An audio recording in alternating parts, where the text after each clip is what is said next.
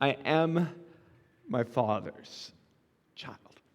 I am the image of what he dreamed of. And we all know that. Right now, right as you are that perfect image.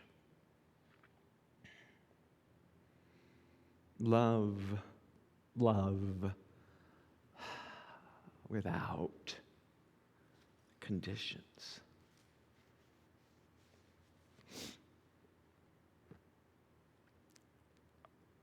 A social worker walked into the room with an armful of binders filled with the profiles of children waiting to be adopted, available to be adopted, seeking to be adopted.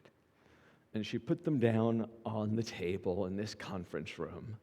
The conference room I had spent weeks and weekends with JD, taking classes, learning how to be a foster adoptive parent.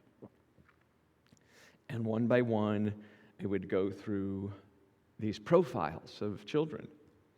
And it was overwhelming. I mean, how do you pick one child from another?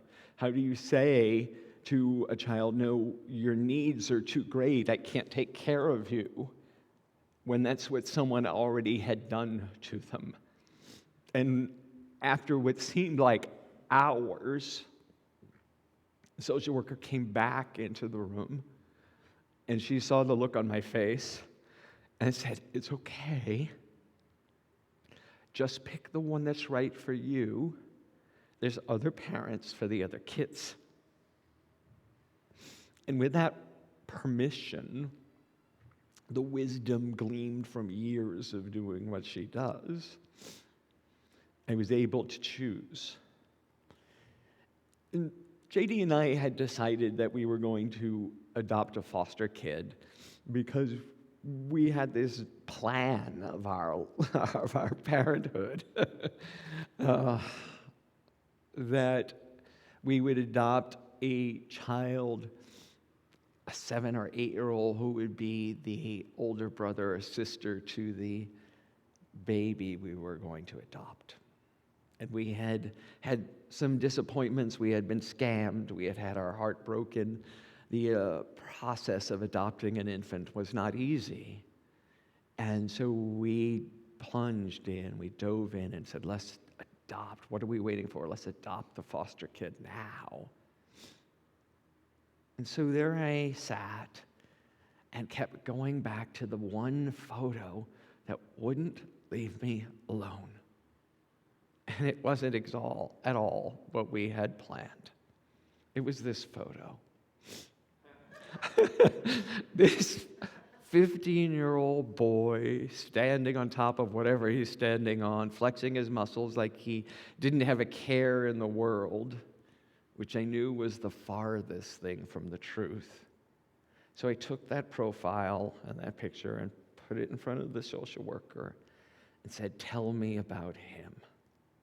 JD was away on a business trip, so we FaceTimed, and I showed him this picture, and I said, you're not going to believe this, but I think we need to investigate this kid. And so we started down this journey. The social worker put out calls to Toby's social workers. And they said they'd love to chat with us, but before they introduced us to Toby, they wanted a meeting with us. So we went back into another conference room, this time surrounded by 5 different social workers. His current social worker, his former social worker, his special social worker, his CASA, which is court-appointed special advocate, and one other social worker who was there from that agency, and I don't even know what she did. And they walked in with another binder, this one 3 inches thick, and put it on the table in front of us and said, this is our records of everything that happened with Toby in the 8 years he's been in foster care. Everything that we know. And they said, we will not introduce you to Toby unless you can commit to us that you will not give up on him, no matter what. because we don't think he can handle another rejection. We don't think he can take another heartbreak. You see, he had been in foster care for 8 years, and in those 8 years, he had had 22 placements. 22. So not a single one of them lasted more than 6 months, and the last one that he had been with a family who had 2 biological children when the father had a very serious accident and broke his neck. And so in the process of about to adopt Toby was canceled, and they sent him back into the foster care system. So in that amazing and overwhelming stack of documents, there was also a phrase that said, from one of his social workers, that said, despite everything Toby's been through, he still dreams of being adopted by a forever family. So they said to us, we want you to go home for the weekend. I think it was a Friday or a Thursday, I don't even remember, but they said, we want you to go home, we want you to think about it, and call us next week. And the truth is, I was all in it. I always dreamed of being adopted by a forever family. But we did. We went home and we thought about it. And part of me was like, oh, who can say yes to a kid no matter what? And I realized that's what every parent does. That's what all of you parents have done and continue to do. And so that was an easy yes. So 2 weeks later, we sat at a Panera in San Jose and met this kid, this 15-year-old, who I asked, what color would you like your room painted? Which may seem like a presumptive question to someone you're just meeting, but because we were all in, it wasn't for me. His preferred color? Black. We compromised on gray. And we dove in. To say it was not what we expected would be a gross understatement.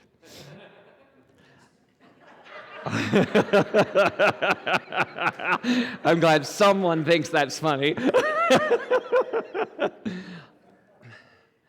We dove in and Toby moved in, and we did everything we could to be the parents we thought he needed. And it was always a push and pull. He pushed us away constantly. And what teenage boy doesn't, right? What teenager doesn't? And there were times when I thought it was just impossible and I couldn't go on. In fact, his CASA worker, Lisa, the angel that was with him 8 years through every up and down, said to us at his 18th birthday party, there we were all in the house, and we were alone a minute, and she said, how did you guys do this? How did you do what no other family could do, not send him back? And she said, well, I looked at her and said, well, neither of us gave up on him at the same time.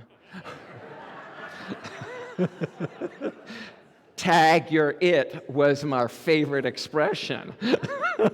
I'm done. I'm at the end of my rope. Because it was the normal push and pull, and it was exacerbated by we were all 3 strangers living together in this house, right? He didn't know us, and we didn't know him. And there were times where I was both frustrated, angry, infuriated, and apathetic, all at the same time. And then I would remember the truth, that if I had had his life experience, if all the things had happened to me that happened to him, I would probably make the same choices he was making. And that he wasn't doing them to me, he was doing them, and I was making it about me. I was the egocentric one, not the teenager.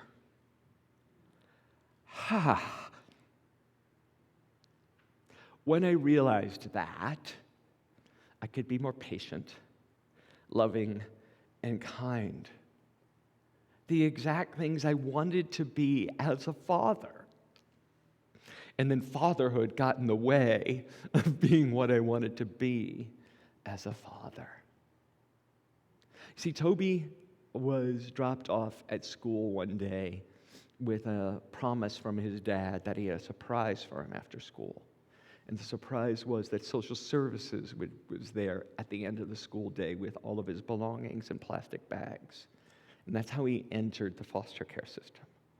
So to make the leap that he didn't believe that anyone else would always be there for him, that anything and everything he had was somehow his and wouldn't be yanked away at a moment's notice, was not in his wheelhouse.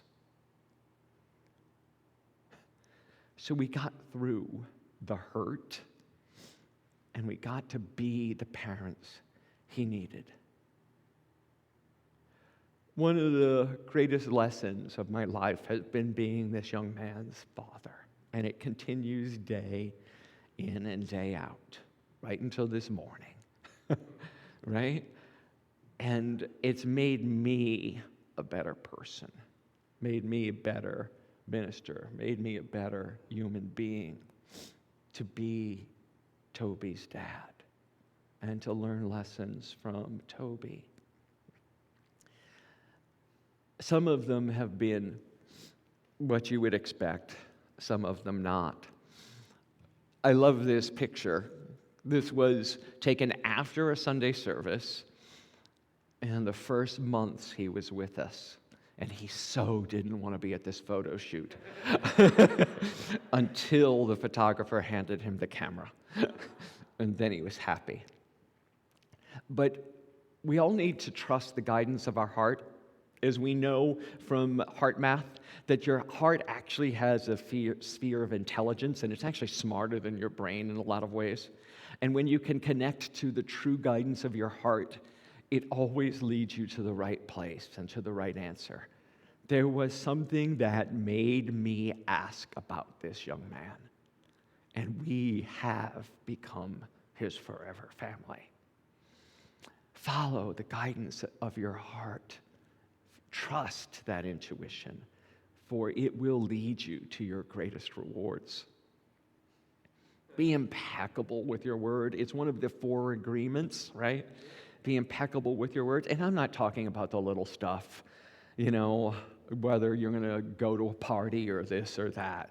But be impeccable with your words about when it matters. To the kids, to the significant others in your life, to how you show up in those interactions.